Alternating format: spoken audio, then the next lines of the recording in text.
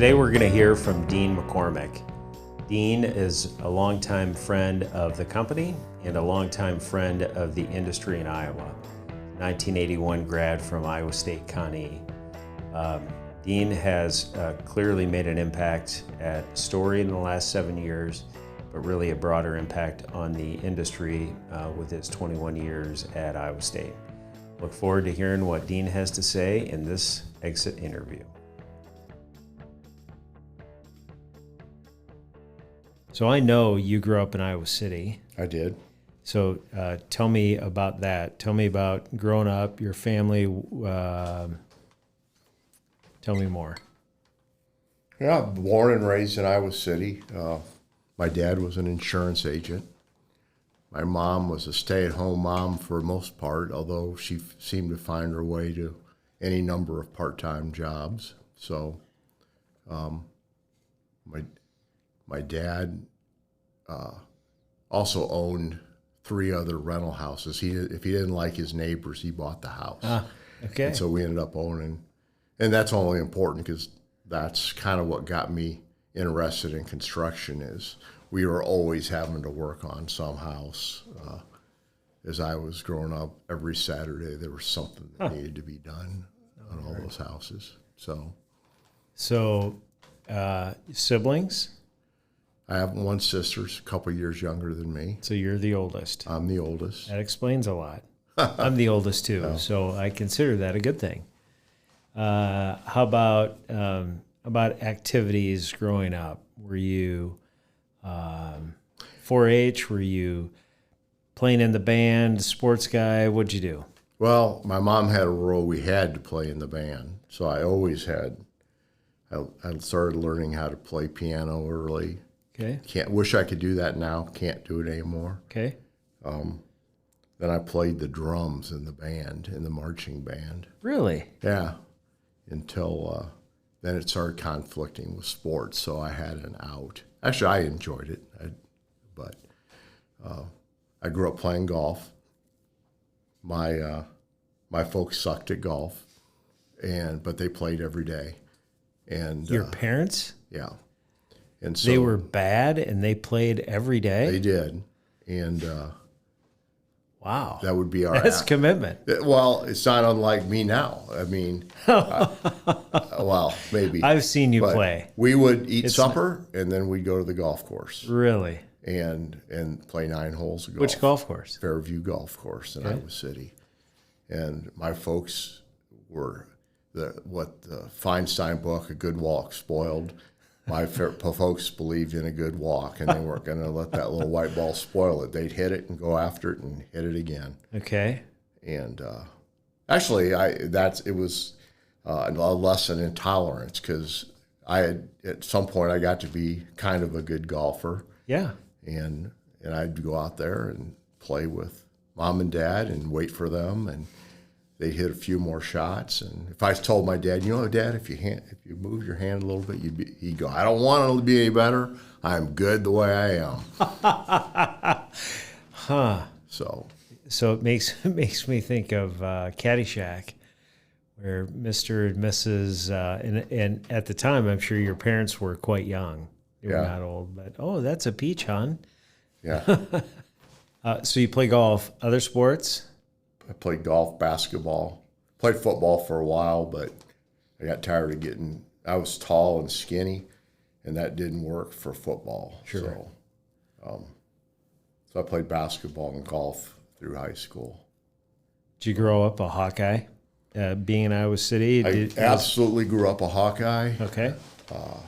The first 19 years of my life coincides with 19 consecutive losing seasons for the Iowa Hawkeye football team. Okay, so you were the kiss of death. I was. Okay. I was. They went to the Rose Bowl that I was born, and then they had losing seasons. So my dad didn't own any clothes that weren't black and gold, and so it was tough to leave the Hawkeyes and become a Cyclone, and I didn't do it very well when I came to Ames for college. What do you mean by that? You made Iowa State suck then, or? Well, Iowa State wasn't great then. Okay. And Hayden Fry showed up in Iowa City, and all of a sudden the Hawkeyes became good. So I kind of wore my black and gold under my cardinal and gold. Got it. When I was at Iowa State. Maybe sometimes the other way around. So you made mention of rental houses and developing some interest in construction. So when you came to Iowa State, did you know right away what you were going to study, or what was that discernment process like? One, I grew up thinking I wanted to be an architect. And then I discovered I didn't have an art bone in my body. Art wasn't in it. Okay. So that led me to engineering. And I came to Iowa State undeclared engineering. And then Jerry Chase was really the difference for me. Sure. He grabbed a hold of me and convinced me I wanted to be a construction engineer. And I think that was a great decision. It balanced kind of my interest in building stuff and fixing stuff with a little bit of business acumen and the engineering part. So that's how I ended up. He's really solely responsible for getting me to be a Connie. That's pretty cool. Jerry impacted a lot of people, for sure. I know you graduated Iowa State in 1981. So did you get through in 4 years, or did it take more? I know it took me more. I got through in 4 years. Okay. There's a lot of pressure from home that's what you do. 4 years is what you did back then. Yeah. And that was an expectation. So, and I don't remember it being difficult. And of course, there wasn't as much emphasis on internships and so forth back then. What does your way through Iowa State look like then? What clubs were you involved in? What, if any, or was it head down and study? Well, I wouldn't say it was head down and study. Okay. But, was it thumbs up and study? The bar, maybe. Thumbs up? Yeah, okay. It was, as a matter of fact. Or down under, I think, was the bar. Thumbs up was the pizza place. Okay. But, it was a different environment at Iowa State. The dorms were kind of a thing. And I lived in Friley Hall for 4 years. And, in fact, there's 55 guys on our floor, and 25 of them were seniors that year. We all stayed together. We all stayed in Friley Hall. That doesn't happen very often anymore, but we had a pretty close, still are a close-knit group. So, not unlike fraternities and fraternity brothers, we're just house brothers. And I still spend a lot of time with several of those to this day. So, but I was involved in AGC student chapter, but it was much less major oriented to as far as your social group and where you were, and more where you lived back then, I would say. Sure. It's interesting.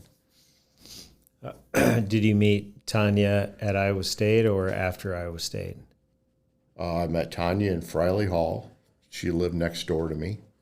I was the last guy's room, and she was the first women's room. There was a door, a fire door in between us, but we knew how to get that open. Wow. But we literally lived next door to each other when we met. A wall away, one wall. Freshman year, sophomore, which year? She's 2 years younger, so it was my junior year, her freshman year. So I'm sure when you saw her, you were like, hey, when she saw you, what was she thinking? She chased me. She chased me all over campus. I can see it right now. Yeah. Just would not leave me alone. Yep. I can see that. That doesn't surprise me at all. So you dated, then you I want to get to, let's keep it on the work track, then we'll talk about that track. So you graduated, then what? Was the job environment tough? Productive, good, okay. Job environment was pretty tough in Iowa back then. So, there wasn't if you wanted to stay local, there just weren't a lot of opportunities. I ended up taking a job in Houston, Texas. There were we had a very large Con E class, and it might have still be the largest ever Con E class in '81. So a lot of us went to Texas. I mean, there were a lot of us in Texas. And to this day, you talk some of the leadership, even in companies in Iowa, a lot of us went to Texas and then found our way back to the good old Midwest. So, but yeah, I took my first job, $23,500 a year. That seemed like a lot of money back then. And I know that you spent some time in the design discipline as opposed to the construction discipline. So was this first job more design focused or construction focused? So the first job, I started out at the company, IA Naaman Plus Associates is the company. They're a mechanical electrical design firm. I started out in their contractor construction administration group. That we really were the guys that went out in the field and did field observations for the company. And when I started in Houston was rocking. There were projects everywhere, and really, all of our business was in Houston at that time. So my traveling at that time consisted of getting in the car and driving downtown, and there were multiple high-rise buildings. That was our business, high-rise. And then the economy crashed about 1982. And in fact, we were a company of 200, and we went from 200 to 35 in a relatively short period of time. And I was fortunate to be one of the 35 still standing at that time. So then we were fortunate. We could go national. We had a client, Heinz Interest, who they were Houston based and built in Houston, but they were developers, and they went national, started developing all over the United States. And we were lucky they took us with them, along with a team, architect, engineers, structural engineers. And that meant I had my butt in an airplane seat almost every week. And so I was flying somewhere. And there were a lot of fun times because there were a group of us that we did these jobs. We worked together. We were the same people. And, if you're traveling, it's sort of like a baseball team or something. We're traveling, but we know each other. We're all together. We're hanging out. We're doing stuff. And I have some fond memories of that at the time. And I was real fortunate to be able to work literally border to border, coast to coast, and then some, most major cities in the U.S. And you went down in 1981. Your girlfriend was 2 years younger than you. Did she come then after she graduated? How did that work out? Yeah. Well, honestly, I wasn't, when I graduated and left, I didn't know we were going to get married, but it turned out it was true love after all. So I proposed to her on April Fool's Day, 1982, and we got engaged. Could still back out. I still have that opportunity, April Fool's Day.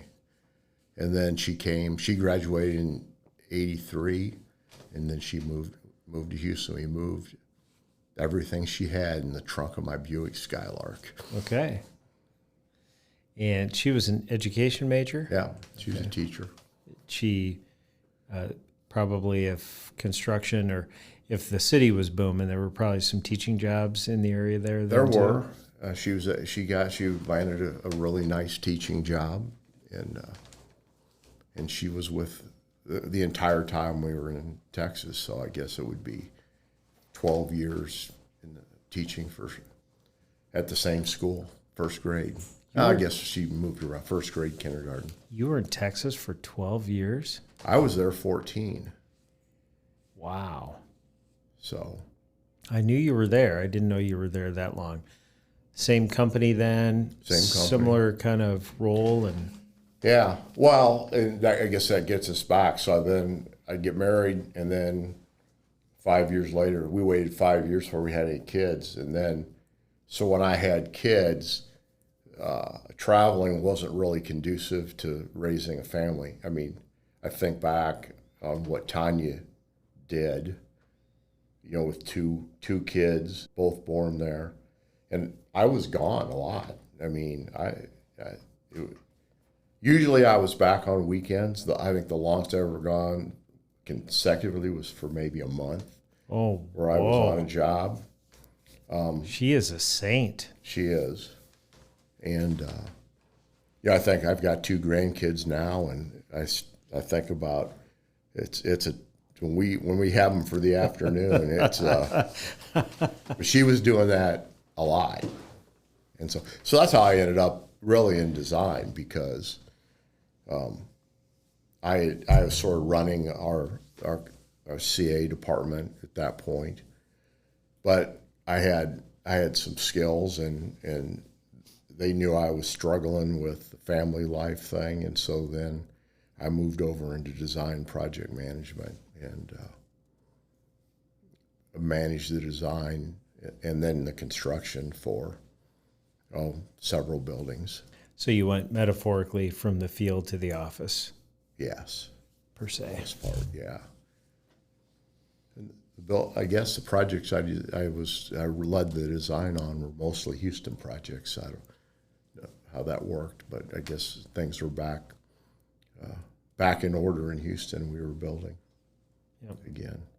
So that's how I did. And the design, before all this computer stuff, I remember I went through a lot of red felt tip pens, red marking and reviewing drawings in those days. Yeah.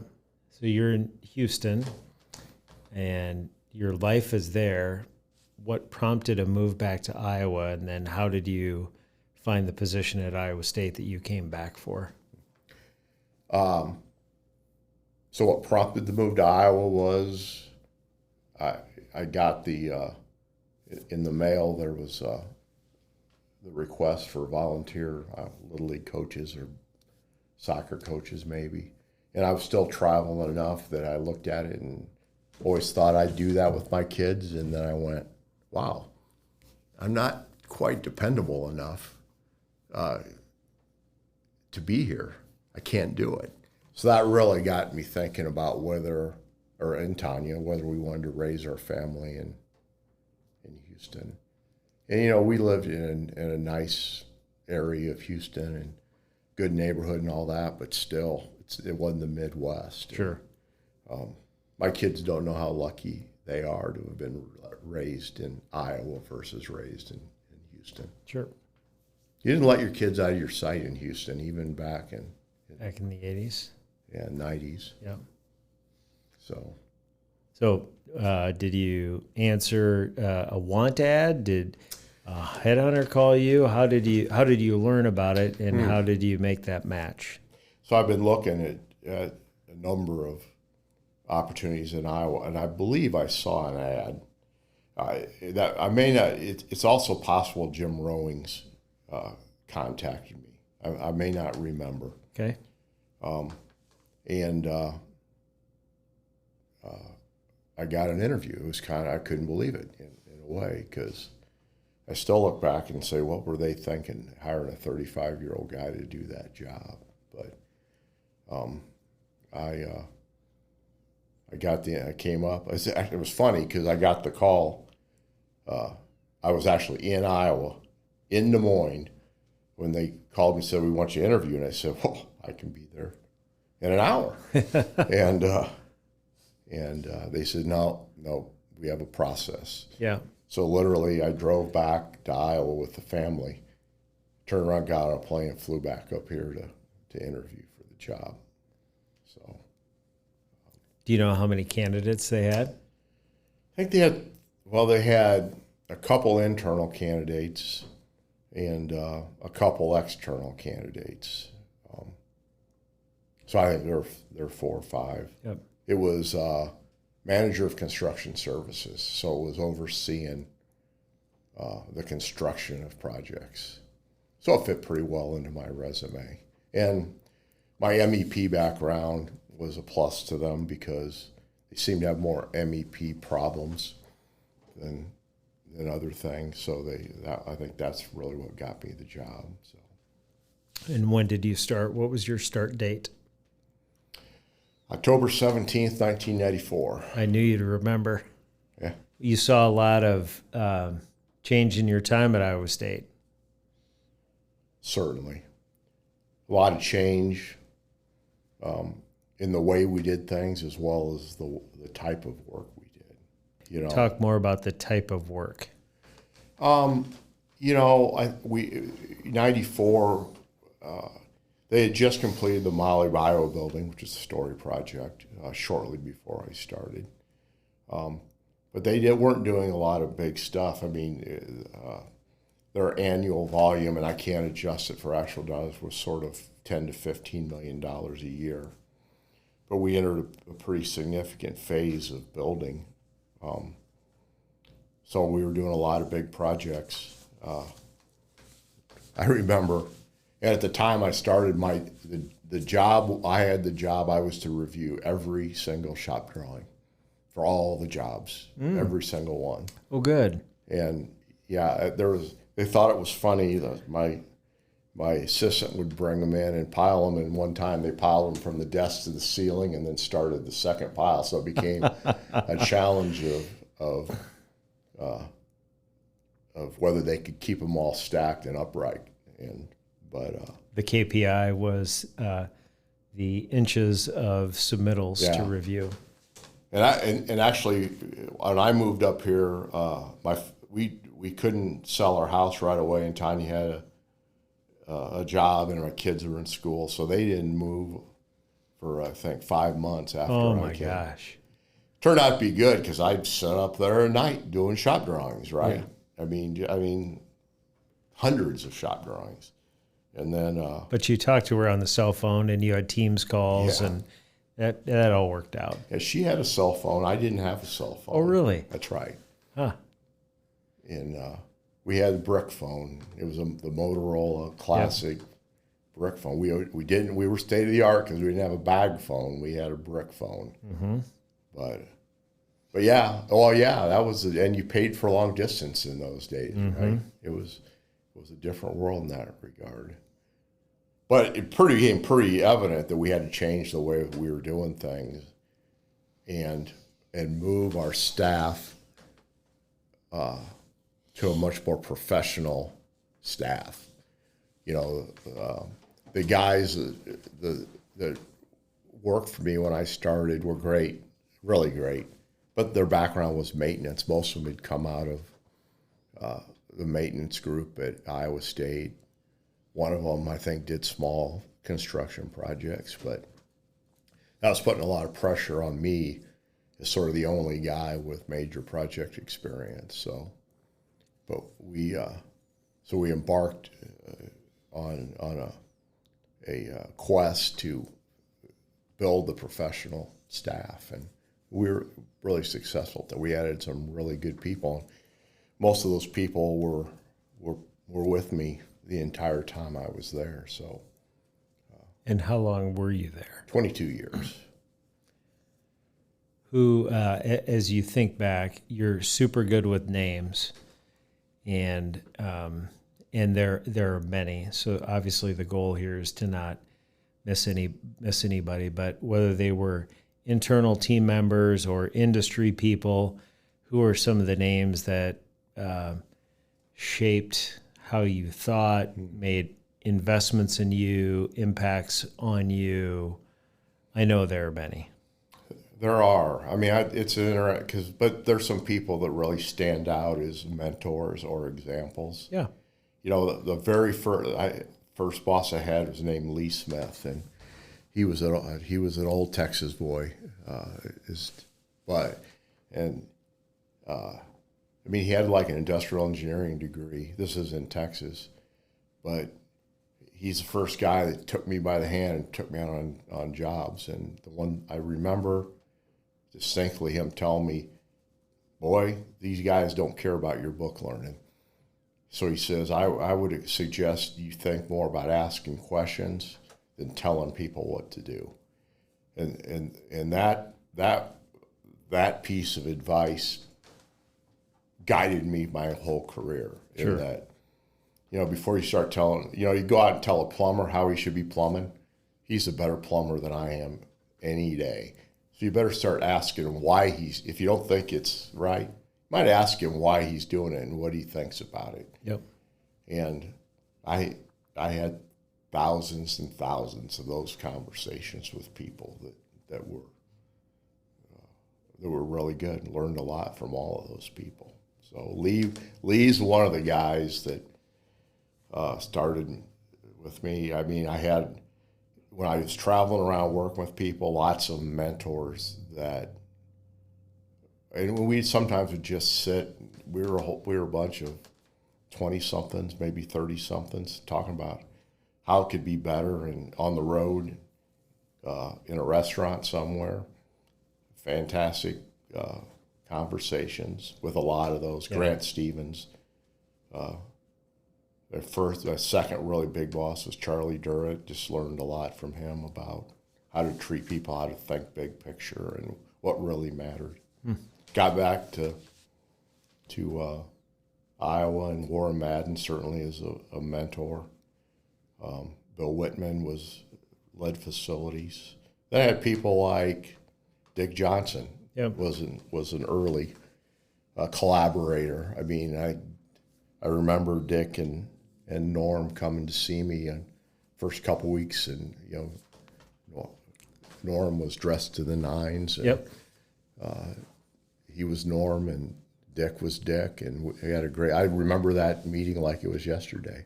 We had a great conversation, and then Dick and I struck up a relationship when I was at Iowa State that accomplished quite a lot in the industry in that time. So, yeah, maybe talk more about that. Not you can talk about the Dick part of it, but just I know your impact in the impact of facilities at Iowa State was more than just on campus. It was bigger than that. What do you remember about that, or when you think back on that, what did that look like from where you sat? So I mentioned Jim Rowings, who was the chair of Connie. Mm-hmm. He was on my search committee that hired me, and he had lunch with me in the first couple of days, and he said to me, "Dean, what's missing at Iowa State is there's no relationship with Master Builders of Iowa, and so there's no dialogue." And he goes, "That needs to change." He goes, "I'm going to call Scott Norval and set up a lunch date with him and have you meet with Scott." And we did. Scott and I met, and we agreed we needed to have a dialogue. We didn't have to agree, but we needed to be able to talk about it even when we disagreed. By the way, over the long run, we agreed more than we disagreed. Sure. By far. So that kind of starts this thing. And then Dick Johnson came in, and he would show up a lot in my office or on the phone call and talk about something, whether it was at Iowa State or maybe University of Iowa, or maybe just in general, and how we should approach it. And then Dick was, I think, president of MBI, and suggested we start having a liaison committee meeting with all the universities. So that was a big step when that dialogue started. That went on for many, many years. So I think, a lot of that is just about building relationships and being willing to have the discussion with a lot of people. So I think you talk about if there was an impact, I was always available to talk about an issue, a problem. Yep. Whether we agreed, disagreed, maybe it just needed to stay that way, or maybe we need to figure out a way to come together and work it out. And the regents do a lot of construction. I mean, in the economy of Iowa, between the three regents universities, there are a big impact on the construction industry. And when the regents are going well in that regard, the contractors are doing well. So there was a mutual interest in being able to be successful on Correct. That. And I think that's something that we worked really hard at. I mean, I came in, again, I have all these things in the background, I was exposed to construction cultures all over the United States, and so I had an idea in my mind what was good, what was bad, and how it ought to be, and there were ways to make it good. And I think we accomplished an awful lot in my time at Iowa State in just figuring out ways to do projects well. Well, and I would parlay that, I would ask, because you parlayed that then into involvement and leadership into COA, the Construction Owners Association of America. How did that come about? Well, when I started Iowa State, I had no clue really how to be an owner. I had some ideas on how it should be, and so, but now I was running an organization and needed to be good. And I started looking around for other people that did what I did. And after I looked at several groups, and then COA had started I think in 97. And so I think I ended up showing up at one of their conferences. It turned out to be like one of their first conferences. And all those people do what I did. And then, so I got involved in that. Built a lot of relationships there, a lot of higher ed people around the country that now we could talk. And as that organization built, we started to think in the terms of how to be a good owner. The core belief is the owner is a player in the project and not just a bystander, not just a check writer. He's a vital player in the project, and that we started down that road. And then, I was part of that organization for 20 years. Ended up being national president of that organization when I was there when I left Iowa State. But I got a lot out. Again, it's about relationships. Right. It's about finding people who's done it before. And I've never been shy about asking questions. It goes back to what Lee said. Listen, ask questions, and then figure it out. Cool. So you get to a point in your career where you're like, it might be time to do something different. And you join Story, and I'll never forget that day, and I'm really grateful for that. So you can talk as much or as little about that, but what did it mean to transition from the design and CA side to the owner side to then now really getting on the construction side? Yeah, there's probably there's I'm not the only one, but it's a relatively small fraternity that have been a designer, the owner, and the contractor. So that was my opportunity, and that was part of the intrigue of it, is the opportunity. Okay, I've told a lot of contractors across the table how they ought to do business. Yeah, you didn't ask us a lot of questions. You told us a lot when you were on the owner's side. So let's go see if I can do it. But and at Iowa State, I really had, as the organization continued to grow and got bigger. I talked about we were doing $15 million. At the time I left, we were doing $125 million a year.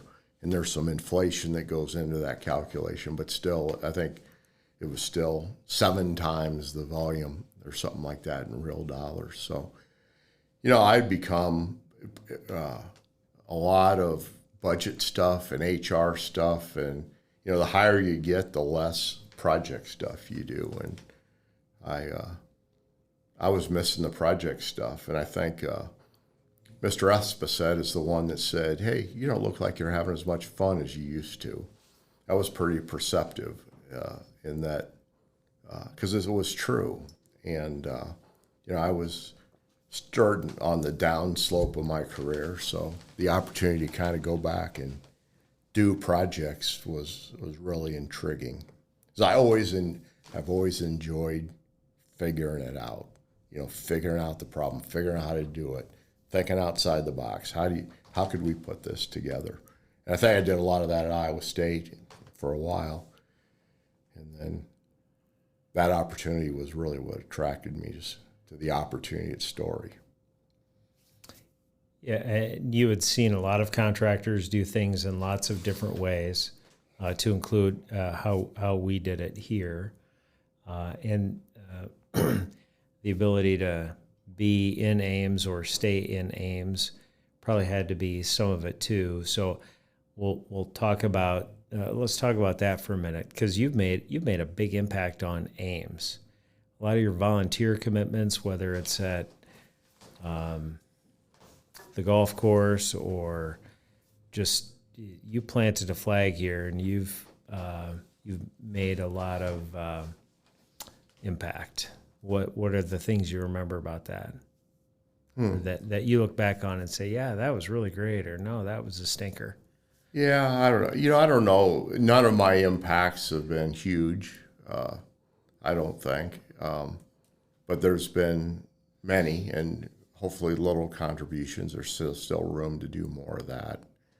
So, I mean, yeah, the golf course, being part of the country club and the board, is what I enjoyed that, and I think we made a difference out there in that time, and I still enjoy that. So I can't keep my nose out of their business now. So, well, and you and Tanya raised 2 kids, so tell us about what it's like to raise kids here, and what are they doing today? Yeah, well, I already said my kids don't know how lucky they are to have grown up in Ames, because they could be kids in Ames, and you know, they went through we did all the sports. We did, my son did everything, soccer and cross country, golf, basketball, baseball, and was able to do all that. Sometimes I don't know how we survived that time, because the time commitment to do all that stuff is tremendous, but something you just figure Just it do out. it. Yep. Yeah. My daughter was more into cheerleading and dance and all that stuff. I've been to a lot of dance recitals. But my kids both graduated from Ames High. My son went to Iowa State, lives in Ankeny now, and we have 2 grandkids, I guess a 1-month-old and a 22-month-old. With them, we see them a lot. My daughter lives in Denver, is married and lives in Denver. They enjoy the mountains. They enjoy off-roading, so most weekends we'll find them out in the middle of nowhere somewhere, in beautiful places. Yeah, for sure. You came to Story. How did you plug in? I mean, I know you can tell people how you plugged in, and what did that look like? Then I'll tell people what it meant. Well, one of the things, CP 2.0 brought me to Story too, because we had started doing that on projects at Iowa State, and I can tell you, I have reviewed thousands of schedules in my time, and had really become skeptical of CPM schedules, especially in the computer age. And so CP 2.0, it intrigued me.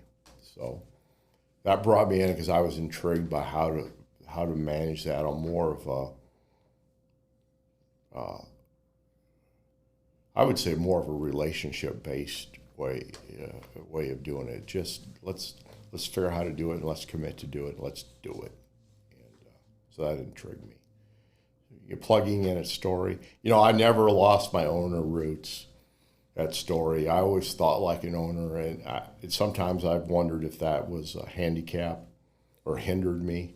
I don't think it did, but I do think it created a perspective that maybe other people didn't have, and I think I would say turns out it's possible to have an owner perspective and work for a contractor, because bottom line, shared interests make projects successful. Yep.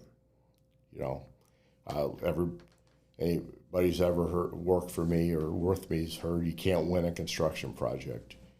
And I don't know of any project where the contractor was successful and the architect and owner thought it was a train wreck, that it was a good project. Everybody has to be successful for a project to be good. Everybody's got to pull everybody up. And when that happens, you have good projects. I can tell you what it meant, whether it's through the series of projects you led for REG or Ames High School and or the pursuits at Iowa State, depending on your engagement in either pre-con or all the way through. What it meant to have you here was impact on people, impact on thinking, not just with the teams that you were involved with, but it's almost like we had an artist in residence. So you were in the building, and we, I don't know I wonder how Dean would think about this. And so your willingness to listen, your willingness to be available, and your willingness to create relationship, and then provide perspective had impacts far beyond the pile of shop drawings that you happen to be looking at for any one particular thing even here. And that there are a lot of blessings to our company having you here. That was not the least of them. Yeah, well, I appreciate that. Yeah, I hope I could make it. I hope I made a difference in a relatively short period of time. 7 years? 7 years, a little over. Yeah, it seems like it went by in the blink of an eye, but really 7 years is quite a while. Yeah, it did go by fast, and I enjoyed it tremendously. I mean, the adjustment period was a couple months, and Pat might say I never looked at financials right, but I think I got through it. But yep. Anyway, you're just on the other side of whatever pyramid we're talking about. So. Yep. So what is retirement looking like? What does it look like? Have you found your way, or what are the points along the way that you're looking for? I think one, I'll work on trying to be a better grandfather or a good grandfather. When my granddaughter yells out "Grandpa," it kind of melts my heart every time that happens. Sure. So, but we'll hope to do some traveling. We've done some traveling. Now you can be opportunistic traveling. You just be reading the specials on and go, hey, hey, it's Tuesday, let's go. Yeah, there's a good fare to Austin, Texas, or Fort Myers or Fort Lauderdale, Florida. You want to go? Well, geez, that's the cost of a dinner at Maud's. So yeah, let's go. What knowledge would you drop on young people? What pearls of wisdom would you put out there that have young people consider for a career in this industry? To consider a career in this industry? And or to be successful in this industry? Well, we've talked about it. I'm a big value guy. So figure out what your values are, what your personal values are, what you believe. In other words, what do you believe in? And then make sure you think about that in your career, because I've been in both situations where you're aligned. In fact, probably the reason I've left jobs have ended up being there started to be a misalignment of values. So,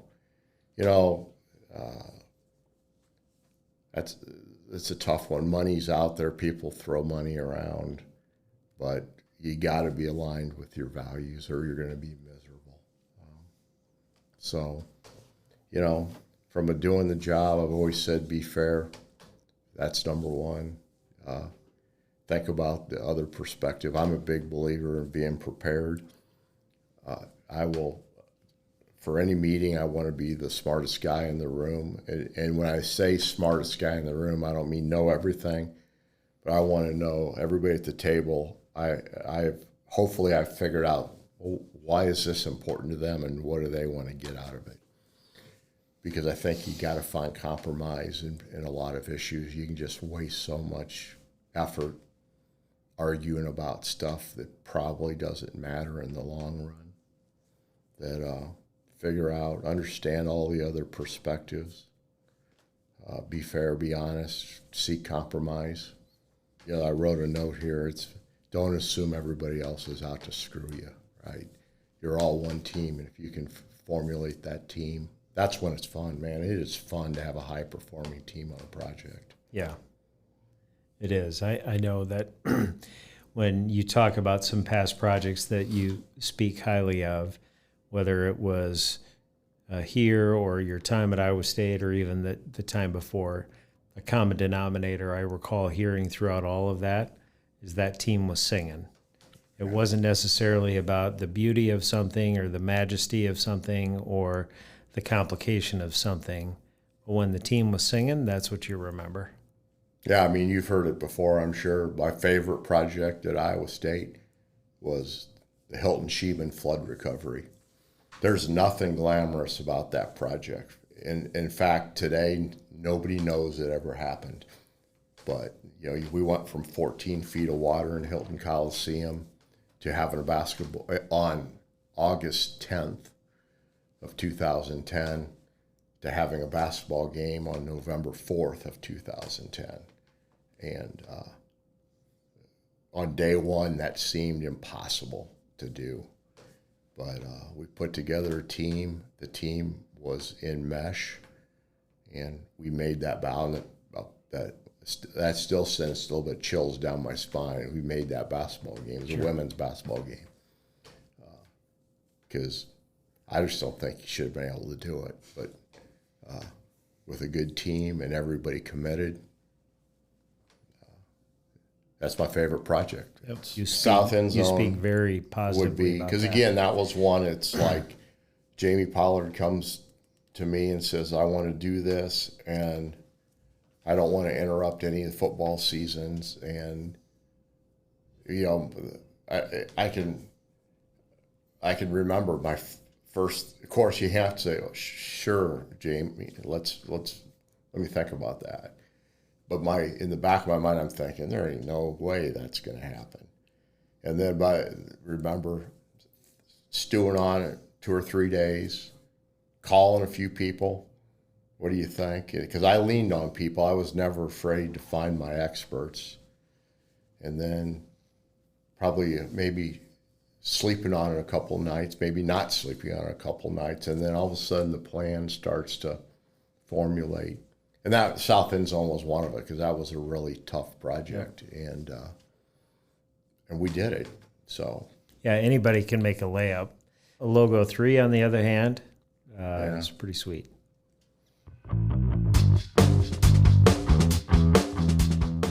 There you have it, straight from Dean. Kind of a history of him being on multiple sides of the table, on the design side, the owner side, and then the construction side. We could do this for a lot longer because he's got a lot more to share, but it's a real treat to have spent time with Dean in a real meaningful way and seeing the impact that he's had on people, not just in our company, but really in the industry in Iowa. Thanks, Dean.